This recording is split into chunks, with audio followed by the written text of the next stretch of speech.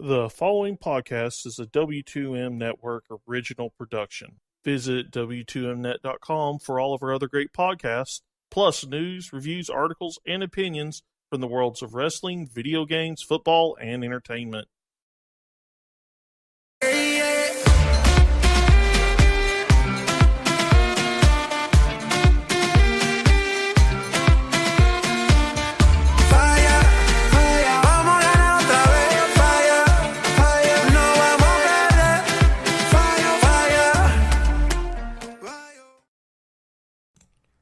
Hello and welcome to another World Cup edition of Soccer to the Max. And yes, I know we're supposed to be daily, but we had a couple of things happen. I fell asleep on Saturday, and then Sunday, Father's Day happened, and had to do a lot of stuff with family, as I'm sure Erik and Rachel did as well. But we're still here to talk about 3 different days worth of games. And no, we won't be here for 2 hours, but we'll still be talking about them and getting you ready for the last group games that are happening on Tuesday.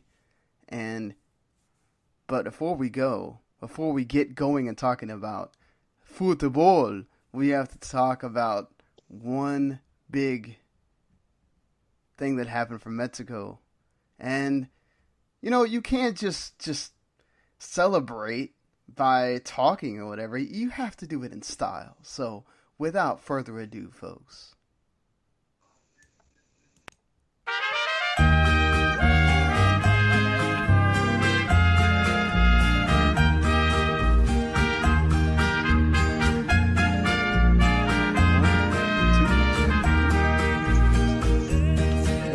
Tierra morena, cielito lindo, vienen bajando.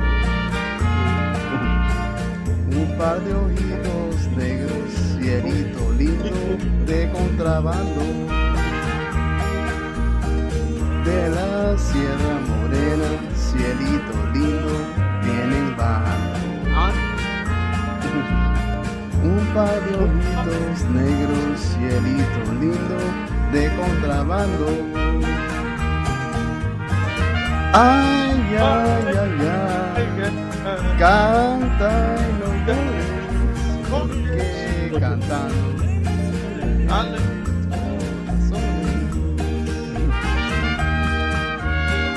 ay, ay, ay. So yes, folks, Mexico with a huge 1-0 victory over Germany, guys. What a way to represent CONCACAF, because the other 2 teams sucked it up and lost. Panama, the worst of the 3, of course. As you would expect. Sorry, Rachel. You know what's going to happen. I didn't know it was going to happen. I also know that I suck for not singing. I'm terrible. Erik, I know. I'm so sorry. But my prediction is still somewhat alive. Somewhat. Yeah, mathematically, it's not looking too kind. But hey, why don't they just pull... Hell, we can even do it right now. Be like South Korea and randomly switch jerseys and everything in practice. What could go wrong? Well, if Sweden wasn't doing Spygate, maybe they wouldn't have had to do that, Well, not just Spygate. When you get to the point to where you're renting a house near the training facility, that's going above and beyond. Hey, it's the World Cup, like they said, right? Normally this stuff doesn't get talked about. True, but very true. Since we were so gracious enough to sing for them, even though all the Mexican fans that were in Russia were doing enough of their singing about Juan Carlos Osorio at 3 a.m., probably not letting any Russians sleep. So, Well, that's a thing in its own there.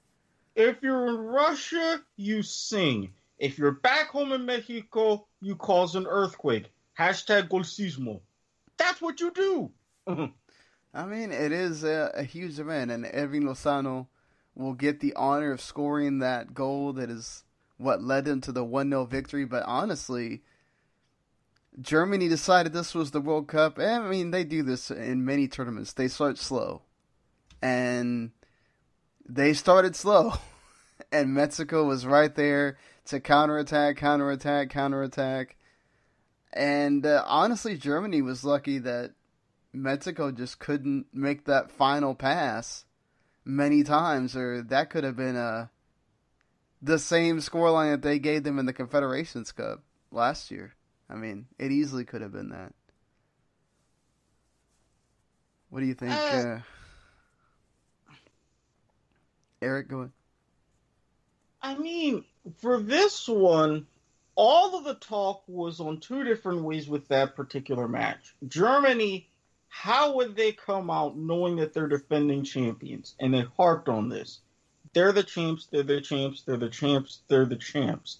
You want to go ahead and send a message. For El Tri, it was the same Juan Carlos Osorio, the same tinkering and all of the different tactics that led them to the World Cup, led them to winning the Hex. He didn't change anything. He said, all right, let's go out, let's do our best, especially in attack, which they did very well, and let's show we're not here to just screw around. And they took advantage of Germany's mistakes. They took advantage of Germany's lapse in mentality. And all they needed was that one, and it could have been 3. And it was near post, too. So Neuer a little at fault at that one. And I think, too, you know, we have to remember that Juan Carlos Osorio has a very good record against the European teams. Not just CONCACAF, but they've done pretty... I mean, you know, Denmark, the exception in the friendly. Leading up, but most of the time he does well against them. And so, you know, and he has experience of, even though it was an under-23 squad or whatever it was, of playing Germany last year. I think he had that in his head ever since they had the draw of, okay, I know who I'm facing. I'm going to study for this. I'm going to put my name of the professor, El Genio, whatever you want to call him, and put it to the test here. And everybody bought in. And credit to Osorio for making some good changes, for putting the team out there to cover in the correct places. And even though you're missing defenders that you probably would have liked to have, I think they did a well enough job. And got to give credit to Memo Ochoa as well. He had some big saves that could have. It wouldn't have been a big a deal if they would have drawn. Right, because people were expecting, okay, they're going to draw or Germany's going to blow them out, and Osorio's just going to try not to show anything for the next 2 games, and they'll be fine going in second. But the fact that Ochoa makes some of those saves, and they get the goal, it changes everything. The shock on Germany's faces of losing, that gives you a great momentum going into the next set of games. And now Germany's on that back foot because, you know, Mexico gets South Korea. They get the easier of the 2 teams left. Germany could, based on what we saw today, Germany could be in a battle. And and the problem with Germany was, I think they just thought that it was going to be easy, but Mexico proved otherwise. Mexico had a great match. Juan Carlos Osorio just completely cemented himself as a hero in the eyes of people in Mexico. But kind of going and looking at Germany for a minute, Thomas Muller, in my opinion, had the worst game that he's ever had in a German national team jersey. He was awful. Jerome Boateng was awful. I can't really say too much to harp on Timo Werner because from what he had some pretty nice runs. But other than that, he just wasn't productive, but nobody was getting him any crosses. Mexico just did not have a good day. I mean, not Mexico. Germany did not have a good day. And, I mean, you can talk about how big of a confidence booster that is for Mexico, yeah. But this is I think it's finally woken up Germany fans to, this is do or die. And to be completely honest, I don't like the addition of Manuel Neuer because he was basically injured out of the last calendar 12 months, he's basically been injured for 8-ish months. There's so many other goalkeepers that Yogi Low could have looked at and put in instead. And I don't get why he didn't. Marc-Andre Ter Stegen, I think he would have had a much better match. And granted, I mean, that goal from Mexico was hard to stop, but still, like, Germany just didn't look good. Like I said, Thomas Muller, worst game in a German national team jersey. He hasn't even been productive for Bayern Munich this year. So to have him start the match was kind of a head scratcher for me. I get the name. I get that he was the leading goal scorer or one of the leading goal scorers in Brazil, but this is 2018. This is not the same Thomas Muller. And I hate to say that because I really am a big fan of him and I'm a big fan of his game, but he's just been bad. And so I think Yogi Low needs to look at his entire list of players and maybe sit Muller out, maybe sit Jerome Boateng out, another player who I don't want to say that about because I enjoy watching him play. I was surprised with the lack of chemistry that Germany seemed to have on defense because out of the 4 defenders, 3 of them played club together, Mats Hummels, Jerome Boateng, and Joshua Kimmich. They all play together at Bayern Munich. So the lack of chemistry was just beyond me. Okay, I think you got to remember Boateng's coming off an injury at that point too. He's not totally 100%. I think they rushed him to make sure he was back. And Kimmich sometimes is a liability, and I think Osorio set up the team so they could take advantage of that as well. And like when you just said that Boateng was not 100% and that you rushed him, I can see rushing players like Neymar and Mo Salah back. Jerome Boateng's a good player, but he's not like the most critical player for Germany. So why are you rushing him back? You have other very good, capable defenders that can get in there and play great through balls and get up on the flanks and also not take a throw-in on the pitch because that was the dumbest thing I think I've ever seen him do in my life. Okay, second dumbest thing. That silver hair, I mean, yeah, it worked for Fellaini doing it for charity, but no, just stop it. He's done it before. It's not the first time. Second dumbest thing then. It's just, why are you rushing a player like that back? He's incredibly talented, yes, but when he's at 100%, he's not the most critical player for Germany, and I think he needs to be benched for the next game.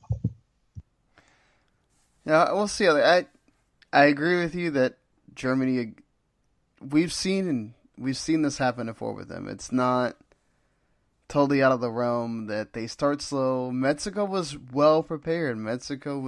This was a revenge game. This was a all-out game that they took this to heart, and they wanted this. For me, it felt more like Mexico wanted this more than Germany.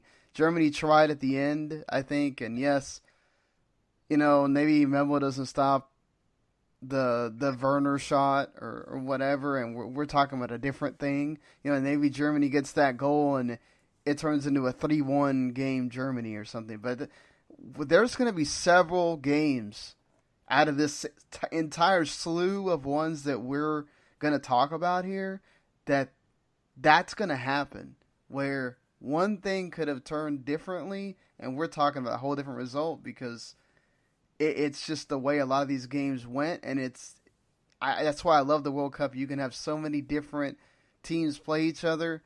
You can have similar results, or you can have things that are so crazy out there. So, look, I give Mexico a lot of props. Now, let's hope that they don't go down to South Korea's level the next time they play, because they have that bad habit as well. Sometimes they play to the opponent's level, and they don't just go out there and trounce the next team. Just get South Korea out of the way, get your 6 points. And then, depending on what happens in the Germany-Sweden game, you figure out what you need to do against Sweden. But so we can go ahead and finish this group out.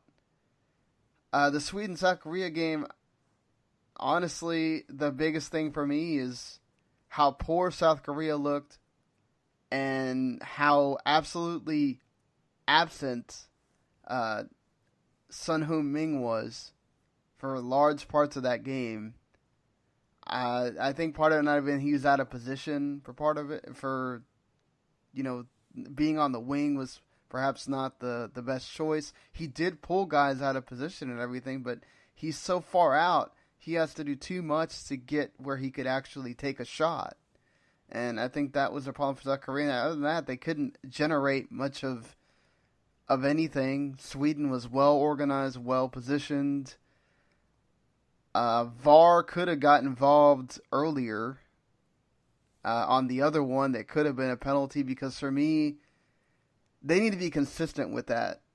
Either it's a penalty when you take the ball and take the man, or it's not. And it needs to be consistent every single time for me. I don't like this whole, depending on who the ref is, and depending on what way they looked at it, it's a penalty or it's not, or whatever. I hate that. Like, just be consistent. It's either, okay, if we're going to let him, he took the ball, but he took the man way after, and he might have not been able to get to it or not.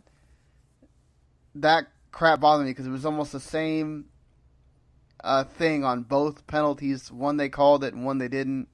Either way, Sweden got their justice. That's all they needed. But I don't know, Eric, if you took anything else out from the game, but for me it was just, if Sweden had better going forward, they could have really put South Korea away. They just don't. Right, and that was kind of the big thing, especially on World Cup tonight. They've mentioned this, and throughout the broadcast they mentioned it. It's the whole, what if you had someone like Zlatan Ibrahimovic? Yeah, I thought that with him being there, even him right now, that would have made a tremendous capability in that game, because while South Korea looked off, as you said, Sweden, they didn't know where to go to up front. It's like, okay, we know we don't have Zlatan. We've got... And they couldn't answer that question. And this is the kind of thing to where they were lucky to get that penalty in some sense, but this lightning is not going to strike twice. Yeah, I mean, South Korea had their opportunities, especially late when they started really going for it.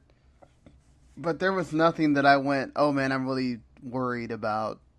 There was nothing that I felt like Sweden needed to be worried about South Korea scoring on them or anything. They were just very well organized. They fouled when they needed to, that was also a problem. They probably could have handed out a lot more cards in that game than they did. There was a lot of just tic-tac, foul, foul, foul. And, that's how Sweden wants to play. I think Forsberg is not a guy you can count on to be... He's a creative guy. He's just not a guy that you're standing up there and having him be your goal scorer. It's just, like you said, they're missing that focal point. And I think when you play Germany, who is going to be hungry to show that, okay, this thing with Mexico, they caught us by surprise, whatever, we're going to come in trying to blow you away. You don't have anything that scares them. They're going to bring more numbers forward, and you're going to be... It doesn't matter how well organized you are. That's going to be too hard to stop. Yeah, and it's just... The hardest part is I don't know really what Sweden can change. It's like, okay, Germany, they can make their tweaks defensively. They can go with a little bit of a different lineup, learning from their mistakes against Mexico. But Sweden, yeah, you can change your player up front, but if you still got this mentality of, we're going to be lost in our final third, Germany isn't going to keep missing like South Korea did. They've learned that they've got to capitalize. Yeah. Yeah, that would be my only thing for South Korea as well, is you got to figure out a better spot for Min to put him in a situation where he can actually be up front and be actually at goal. Perhaps it's because they felt they didn't have that winger or creative person that could get him the ball or anything, but you've got to put him in his natural position and let him do his thing, because it was just too difficult for him to do anything. And in that second half, I didn't know where he was. I had no idea he was on the pitch still. And that's a problem, you know. If he's your only guy you're relying on, you got to put him in a situation where he can actually do work. And that's why I say if Mexico can take him out of the game defensively, much like Sweden did, and they just keep playing that style they played against Germany, they should be scoring 2-3 goals. And, you know, let's get our 6 points or get our 3 points and get out of there. But we'll see. Sometimes, again, like I said, Mexico doesn't always play to that high level against the opponents they know they should beat. So moving on from Group F that we are done with, let's travel back to Group C, and a France team that, you know, Rachel talked about it, and I think you did as well, Eric, of they didn't look good against the U.S., and they played in the same way, a group of individuals trying to do things. They got lucky that the Pogba goal went in, or they could have been in the same situation that a few other teams wound up being in. They could have wound up with a draw. And it came out, I believe, yesterday. That goal isn't even Pogba's anymore. They changed that to an Australian own goal. Oh, well. Socceroos! So, hey, it's just give the Socceroos effort, because they didn't make it a total stinker, but at the same time, I'm still glad it was one of those ones that I slept through and didn't watch live, because I would have been just extremely irritated. Yeah, Socceroos or mailmen. It wasn't the prettiest of games. There was just no connection for France going up front at all. The Griezmann and Mbappe and all those, you know, the attackers were not flowing at all. And I don't know that it had so much to do with Australia defending. It had to do more with just they weren't connecting, giving Australia opportunities to counterattack when they could. And I felt like they were saving Tim Cahill maybe for, I guess, opponents that they feel they have better chances against. I don't know, but it may not have hurt them to try to put him on and see if they could go for that second goal, or, you know, whether it's to win or tie or whatever. I felt like they missed that there, but, you know, Ben Marwick's decision on that point, maybe he goes to rue that, because, again, that's a point that nobody expected you to get. And at one point, you were tied until the 82nd minute. So why not try to go for it again? I don't know. That was my take on that end. But I just felt like France they surely, if they were had better chemistry and had actually worked as a team, that could have easily been, 3-1, 4-1. But it wasn't happening for them. And the penalty was the right call. That was the first time VAR got used in the entire tournament. It's the right call. Glad that VAR worked.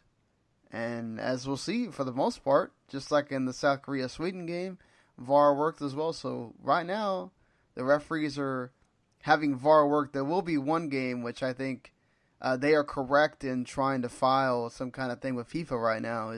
I do think that was the one time VAR should have been used and it was not. And that's where I think people need to be a little bit more lenient sometimes of saying, look, that's a foul. And it's obviously a foul. You don't want to call it because it changes the game or whatever, but it's a foul. And as we've seen with a couple of guys that we'll talk about, penalties are not a sure thing. So even if you give the foul, if you give the foul, it doesn't mean that the goal automatically goes in. So, I think referees need to be a little bit more. You gotta, hey, you can't push a guy in the back and score a goal. That's just not how that works. You can't, and especially with the fact that they love harping on, the linesmen are taught to have their flags down on tight offside calls. We'll use VAR to correct that if need be. That's a good mentality to have. And I think with how efficient VAR has been used when it's been called upon this tournament, that serves well. That's something I can live with. But if you're going to implement that, then you should still tell referees, hey, you need to call this foul. You need to be in these situations. They understand that you're not going to get the best of views, but there's a couple of times we've seen pushes in the back. Normally it gets called, not a single problem. Why it wasn't in that situation is beyond me. Yeah, we'll talk about that in a little bit. Going into the other Group C game, just to end Group C, this is one of the best games of this entire slate that we'll talk about. Free-flowing. Peru was just on fire. They were going at it, like going at Denmark. I think Denmark was absolutely surprised by how much they were going at them. I thought I was in Lima. The crowd was so loud for Peru. Like, every time one of their guys touched the ball, I'm like, what am I watching here? It was exciting. It was exciting it got me behind them because the fans there were so loud. And I love the fact that, the best thing, I know Jorge Pedro Navarro was doing as well in English, but like listening to in Spanish and all the nicknames for all these guys, like the snake, the lightning, the ear. Like sometimes there's some that don't make any sense. Like Flores is the ear. Like, where the hell do you guys come up with some of these things? Like, all right, whatever. Okay, look, I get in Brazil. You have a guy named Pedro because he got hit by a gas truck as a kid. Yeah. You have guys that name because of birthmarks or whatever. Okay, that makes sense. But really, a grown man going around with the nickname The Ear? What, are you some sort of new Dick Tracy villain? I don't know if maybe he has big ears. I didn't really try to notice or whatever. Sometimes it's that. Sometimes it's a little joke on yourself, So. But, oh my gosh, going back to Peru's crowd, just listening to them all sing their anthem was just, it gave me chills. And I hate the fact that match for Peru is going to be remembered because of that penalty kick. That awful penalty kick that I don't want to talk about. Well, But we have to. Yeah. But it just, oh my gosh, it was such a good match. And like, I was really surprised that I think Denmark's best player was Andreas Christensen. I think he had a really good match. Oh yeah, he was. I mean, honestly, if it wasn't for the counterattack that leads to the goal by Christian Eriksen, Peru had done a great job of kind of making him useless in that game. It's because he wasn't able to be at his strength of creating or having things go his way because Peru had the ball so much, at least when it seemed like going forward. Yeah, plus let's not entirely knock on that penalty. That would have been a fantastic point if we were going by Gaelic rules. God. You aren't wrong, but I don't think Cueva really cares about that. I think I have to give Gareca credit for how he put them out there. He wasn't afraid of using that. I thought he did a really good job. This is a situation where, okay, Paulo Guerrero hasn't been playing. He's got that thing in his mind of, oh, will he wind up playing? Will he not? The surprise of okay, he is playing. go with a team that had been working for you with Farfan up front. They almost scored numerous times. And then you put Paulo Guerrero in. He almost scores with the cheekiest back heel thing. And that would have been great if that went in. I wanted that to go in so bad. And it did not. It did not for him. And sadly, Peru wasn't able to get that goal, mostly because Cueva, dude, have we not learned from this before of the whole stutter step and move back and all that crap? You're opening yourself up too much. Like, and I thought, didn't they outlaw the Parajinha? I thought you couldn't do that on penalties anymore. You can. It's just the problem is, like, really, penalties are supposed to be like one motion. You just go up there and you decide which way you're going to go and you kick. Like, it's not stop, wind up, whack it like you're trying to freaking, hit it into the next. You were trying to hit it back to Peru. I mean, like, I don't know what he was thinking at that point, but the pressure must have got him or something. Also, like, that's why most of the time if you're the one that got fouled, don't go take the kick. Let somebody else do it. Like, you just got fouled. Let Farfan or whoever else. This was right before the half. You could have changed the entire game. And nope. And you could tell for a while, I think for like the first 15 minutes, he had to get himself back in because he was, on that one where he could have shot and he hesitates and then he passes it and it's like, oh, God, the penalty miss is messing with his head. Oh, yeah, because when you have opportunities like that in a box, you shoot. You don't try to cute. You don't do anything. You shoot. Oy.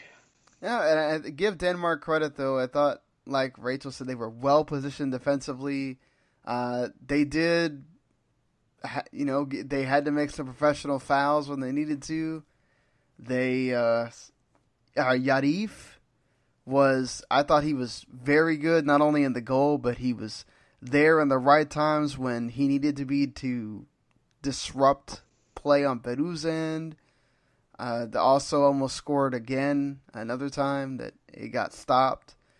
I think most of the time you would complain about that going near post on Gales, but that was really hard to stop on that one, so I'm not going to harp on it too much, but yeah, that was one of the most fun games. Just totally end-to-end, them going at each other. Unfortunately, Peru couldn't tie it up. They really deserved a point, but that's the way soccer is sometimes. Sometimes it's not fair. And it's France and Denmark leading that group right now. And we'll see how it goes. Who would have thought Denmark? Oh my goodness, who would have thunk Denmark? I said it like I said on the preview. As long as it doesn't rain, they're fine. I thought that Peru would win the game and that would turn the tide towards Peru getting out of the group, but man, they were really going to have to pull one on. If France plays like they did against Australia, maybe they're there to be had. Who knows? Maybe this group winds up really tight at the end. But yeah, no, a lot of people were picking Denmark to go second. We were one of the few that were picking Peru to get through. So right now, as far as most people are concerned, the Group C went the way it should be, but it was a lot closer, I think, than people were expecting. So moving on to, speaking of things being close, this was supposed to be the closest group of them all, and it proved to be that way because Argentina drew with Iceland 1-1. Croatia wound up beating Nigeria. We forgot to talk, we were talking about dumb things. How did we forget to talk about the stupid handball from the French defender? What the hell, man? Like, why are you putting your hand up at all? This is... I didn't get that either. Even if you slowed it down on the replay, it's blatantly obvious. You're already kind of in the air, so you just put your hand up. No, come on now. I didn't get that one at all. But, Australia buried that penalty, so props to them on that one. But No, speaking of not hitting penalties, one Lionel Messi does not hit his penalties. In fact, he has missed now, I think, 4 of his last 7 penalties. So, like was discussed on various shows, perhaps Messi needs to pass that mantle over.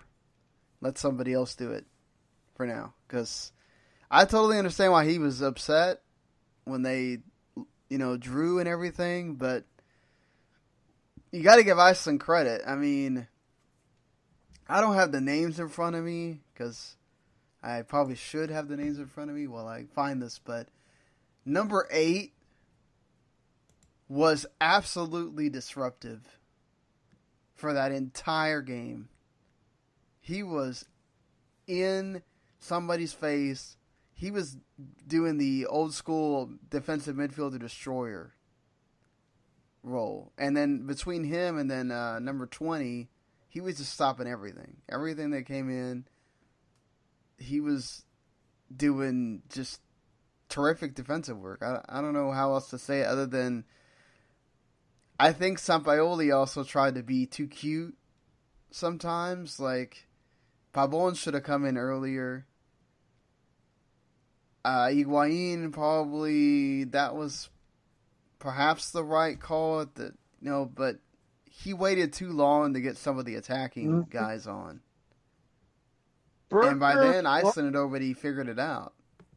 Yeah, Iceland, they're one of those teams to where it's like, okay, they weren't trying to necessarily go out and win per se, but they knew if they sat back and they became defensive pests, that would do the job. And the 2 names that you were thinking of respectively, Birker Bjarnason and Emil Halfredsson. Halfredsson was freaking awesome in that game. That dude, not to mention their goalkeeper as well, he had some ice cold stops that were instrumental in why they kept that the way it was. The goal by Agüero was fantastic. That's one of the best ones. To turn around and then shoot like that is ridiculous. And that was just straight out of him from Man City. How many times have we seen spectacular footwork like that from him in the Premier League? He just got to do it this time in the World Cup. Yeah, and then Iceland scores that quick. And I think that shocked Argentina because they were thinking about... they were already starting to get a bit more confidence about themselves. They were going at Iceland and everything. But I think the goal coming that quick kind of shocked them a little bit. And they started retreated back to the Argentina they were at the beginning before the goal went in. And then it took them a while because they got urgent about, oh crap, this is supposedly the worst team in this group. We better go. We better start hitting it. And I think Messi waited too long to start being selfish. I think if you're going to try to do the whole, I got to do Messi magic now because nobody else is working, you got to do that earlier. Yeah, between the fact that he was pretty much up there by himself, or at least he felt that way, and especially on the heels of what Ronaldo did, and you've got Neymar waiting in the wings at that point, you really have to be selfish, especially knowing that you're wearing the armband, you missed a penalty. It's like, hey, I got to make up for this. I got to make up for this. If nobody else is doing it, I'm going to go ahead and do it myself. He just didn't. Yeah, he had a free kick at the end that perhaps could have been the miracle. It wasn't as well. It just wasn't his day. It wasn't his day. It wasn't Argentina's day. Again, I think he waited too long to bring on Pabon. He waited too long to bring on the guy, Higuain, that could have changed things. And credit to Iceland, they were extremely organized every time. They weren't giving Messi any kind of space. They were disrupting things before they started. Iceland were doing their thing. I think it was their entire plan to, okay, if we can get the extra goal to win, great, but we want a point out of what they think is their toughest game because they've already beaten Croatia. So, of course. And they got it. Mission accomplished for them. And now Argentina has a tougher road, you would think, because Croatia got the win. They're already on a higher plane and thinking about, hey, we've beaten some giants before. Beating Argentina is not out of the possibility. So, yeah, the Viking clap was strong. It is very strong. And that was the second piece to a little bit of, let's just say, surprising World Cup history that summed up in these past few days. Yeah, certainly. And, yeah, I mentioned Croatia beating Nigeria. Again, Nigeria, this was an absolute, there's no doubts that this was a penalty that Modric actually buried and got them the extra goal. Great job, Mandzukic, just diving and getting that first goal. That was a nice piece of work there. I think for the most part, I didn't think Croatia looked that great. They just they were just better than a Nigeria side that's just really young, and I felt they were lacking a lot. They were young, and Croatia used that youth to shut down any speed and take control of the midfield.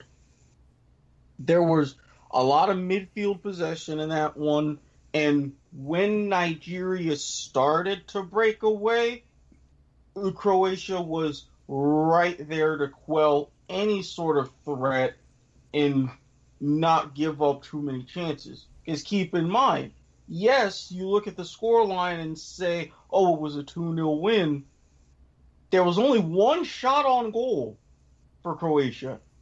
Yeah. That was the penalty. That was it. Well, technically the Mandzukic goal would be on goal. I think the penalty doesn't count because it's not in the run of play. Well, no, because wasn't that first one ruled an own goal? Was it? If I'm remembering correctly, yes. And then the penalty shot on goal. Well, either way, Croatia won that one. They're leading that group right now over Argentina and Iceland, and then Nigeria's sitting in fourth. So my prediction for that group's not looking too good right now. But anything could be different moving forward. On Father's Day, you had the first game was... Why can't I think of was the Costa Rica and Serbia game? Yes. I don't want to talk about it. I'm still salty. I'm sorry. To be fair, Los Chicos tried. Yeah. Well, there's still plenty of group stage action. It's okay. I'm calm. It's fine. I just thought they looked so weak going forward. There was nothing happening. Udenya had nothing. Venegas, nothing. They tried really late, and they almost got something. But Serbia was just way too strong defensively. They were, to me, I thought Serbia threatened a heck of a lot more than Costa Rica did. Especially early. Yes. Especially early. And, they got the goal that I thought they deserved, and they were able to hold on. I mean, that's the difference is, Serbia, very much like Denmark, just held on to the 1-0, and the other team just couldn't score. So, just got to give a shout out to my friend Luka in Serbia. Good job. Come on, Costa Rica. What are you doing? I got to give Keylor Navas credit as well. He saved quite a few that could have made it a ugly scoreline. he kept them in the match. So that was just nuts. Yeah, I just think as sometimes, you have to get out of that. I get that Costa Rica is the way they are, but you're in, aside from when you play Brazil, when you play Switzerland later, they're going to do the same thing. They're not out there to totally be constantly attacking you. They're fine with waiting until you make a mistake and going. And y'all both can't play the same way, so you've got to be able to change a little bit. And I think that hurt them. They waited too long to get urgent. And if you're not flying at them early enough, I felt like there just wasn't enough from Costa Rica. They were too worried about staying in their formation and what they do and all that, and they didn't get out of it until... Yeah, they looked way too uncomfortable trying to chase a result.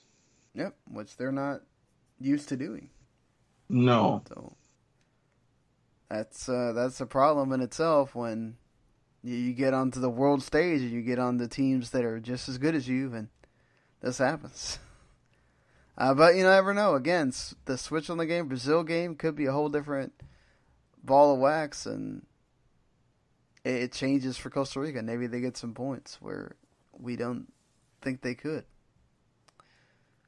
I think after this was the Brazil and Switzerland game was the Mexico Germany game was after this. Yes, we already talked about that one, and then Brazil Switzerland was late. Following up the upset. Then you've got Neymar coming onto the pitch. Right, exactly. Well, I mean, the thing is, he was coming onto the pitch to be basically shadowed the whole game by Barami and various other midfielders. Switzerland played that really well. They didn't let Neymar do anything. I think they could have let the cards fly a little bit more because they were just really, really pestering him to the point where I think some of those fouls could have been... It got beyond pestering. I think Neymar suffered at least 10, 12 fouls just by himself for that match. That was just brutal. And I get what Switzerland was trying to do, but they're like, hey, we don't want to be seen as a joke. Let's do this. I don't know if it's about necessarily a joke. That's a tactic, right? Neymar is your star. He's your creator. He's the guy that things funnel through. Take him out of the game, much like Messi. Make the other guys beat you. I mean, Coutinho had a wonder goal, which was fantastic.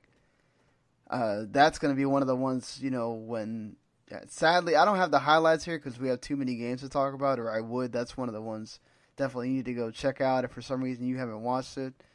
Especially the Coutinho goal. Holy hell. Yeah, that's what I'm talking about. It's ridiculous. You know what else deserves a holy hell? All of those saves from Jan Sommer, especially that first one. Listen, I love the guy. I am a huge Borussia Mönchengladbach fan.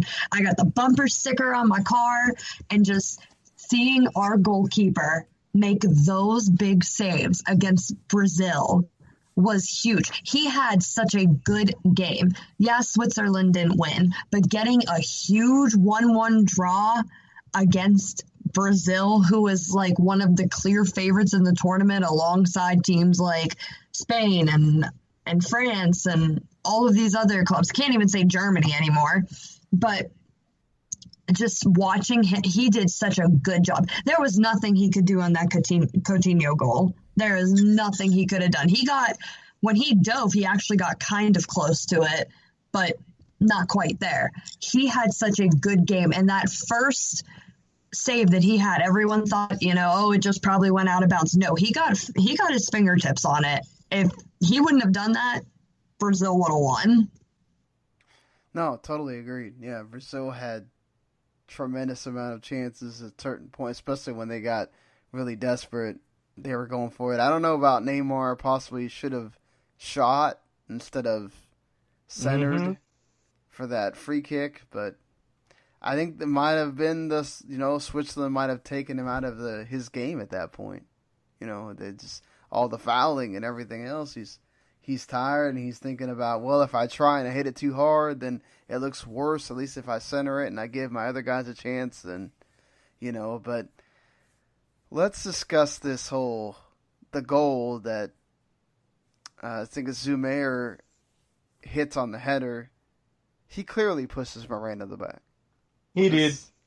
He clearly pushes him in the back. No VAR. Not even go to the monitor and then make the referee make a choice. Nothing.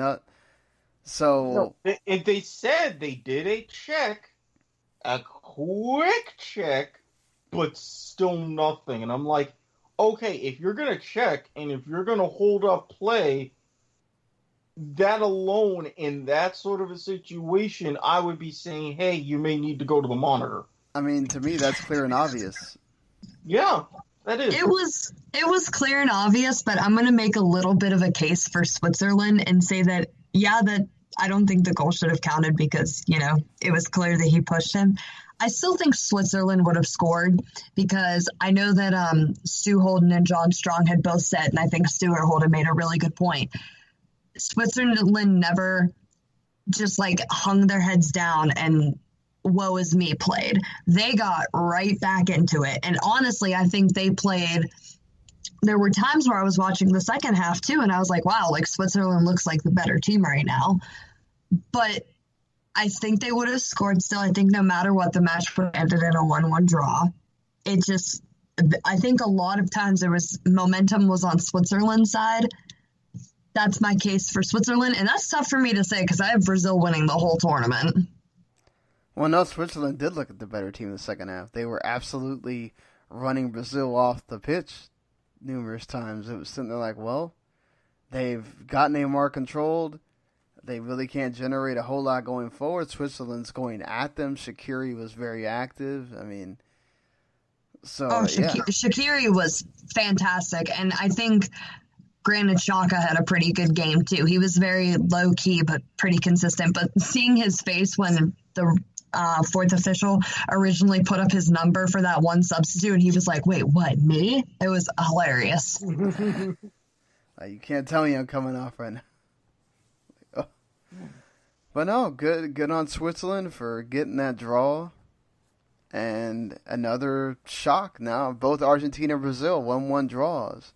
They suffer right now. Now, that little bit of history I teased.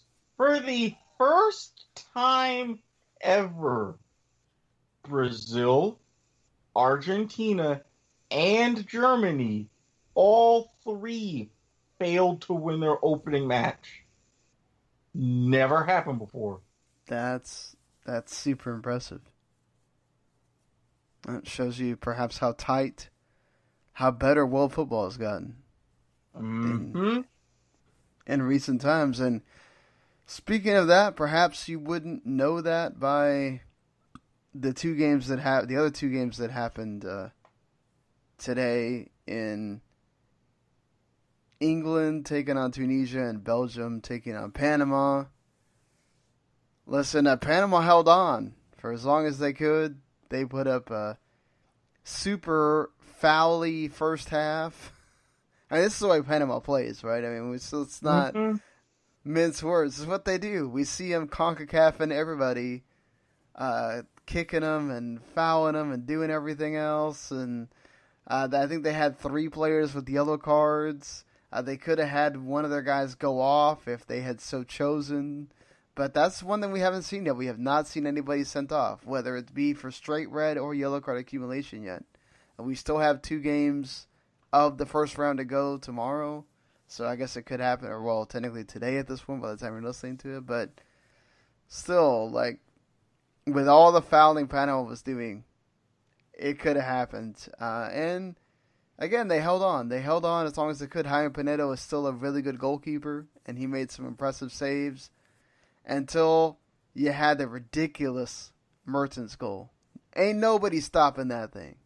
Ain't nobody stopping it. That was like the Joe Cole goal for England, I think, in 2006. I mean, it's the volley just comes right off his foot. It dinks over. It's not getting stopped. And then the De Bruyne pass to Lukaku. Oh my God, that's like a slice of heaven happening.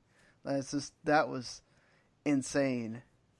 And in that one, Panama, they were just scrambling. De Bruyne was like, "Oh hey, look what I can do!" Flap.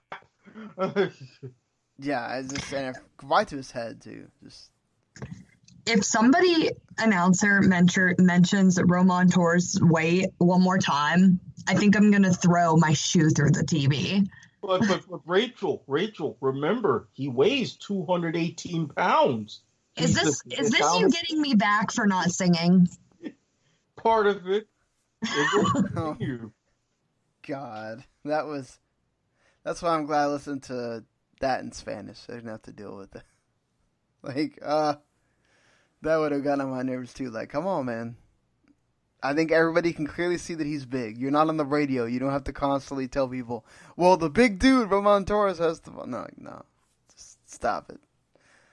But, no, seriously, it's what you expected. Belgium were able to run away with it and whatever. But the thing with Belgium is it's not so much about what happens in the group, it's what happens afterwards.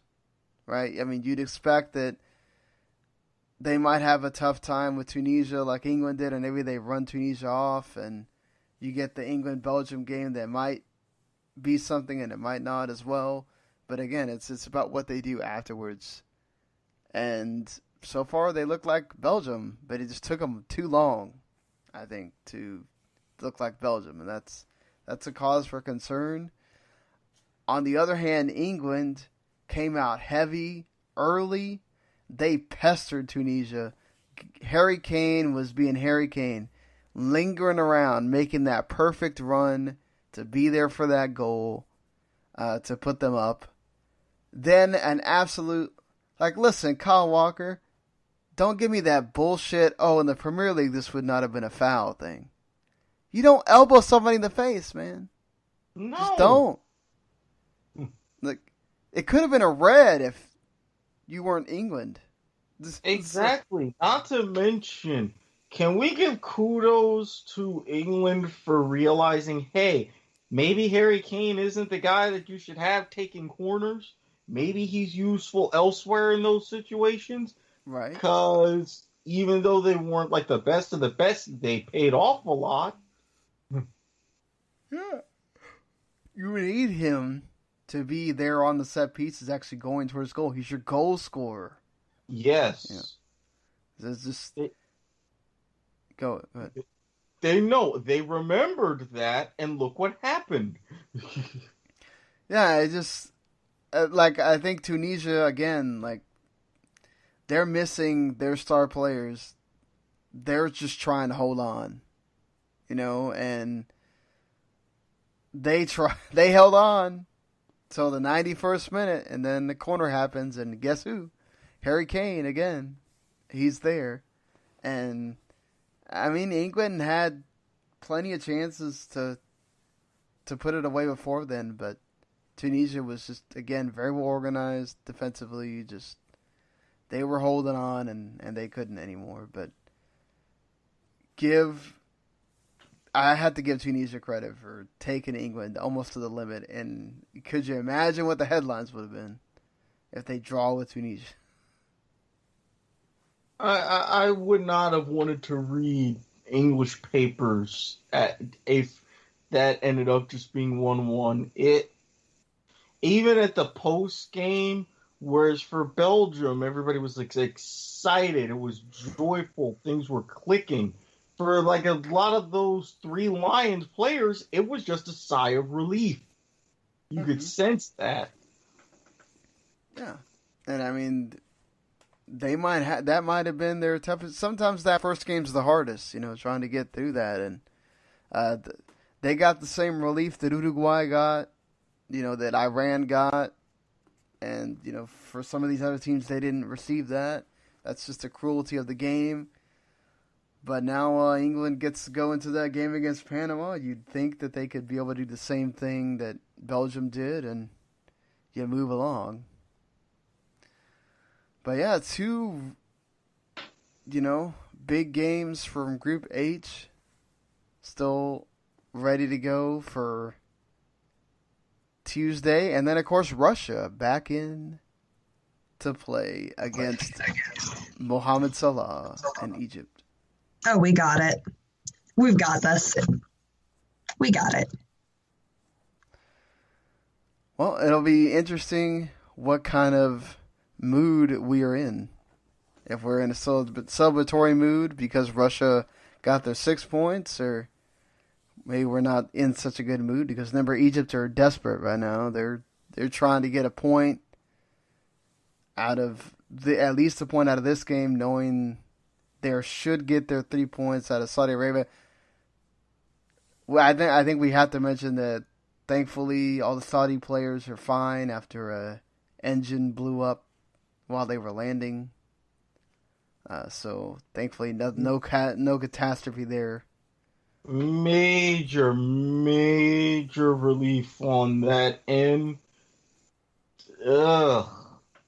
Just even hearing about that, it's like, ooh, too many times that happens in disaster.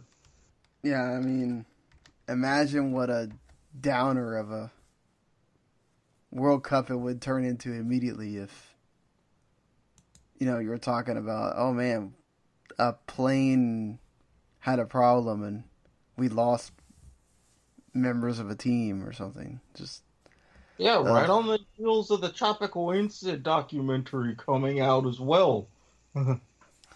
Yeah, so aside from that, you also have Colombia and Japan early at 8 a.m. Eastern, and then you have Poland and Senegal, which could be a fantastic matchup. So Colombia and Japan could be fun as well, depending on what kind of Japan we get. But yeah, just let's see if that group of life turns out to be what you expect on that end. And again, Russia takes center stage there in St. Petersburg to take on Egypt.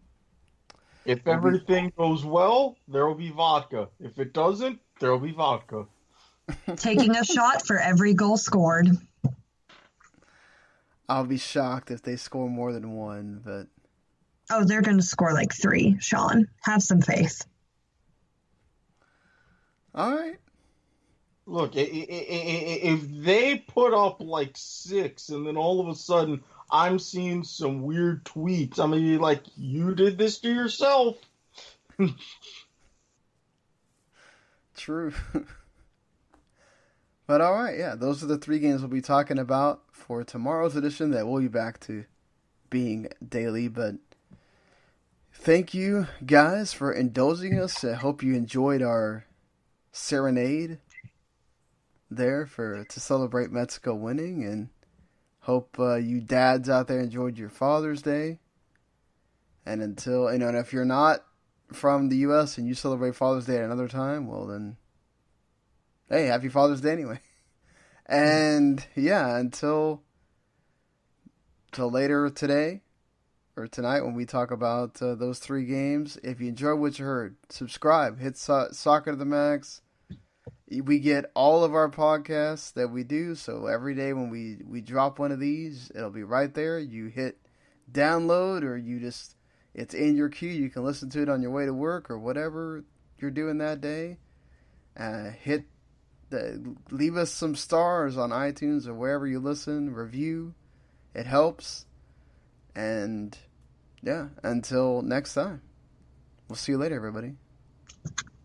Peace. Vamos, Russia.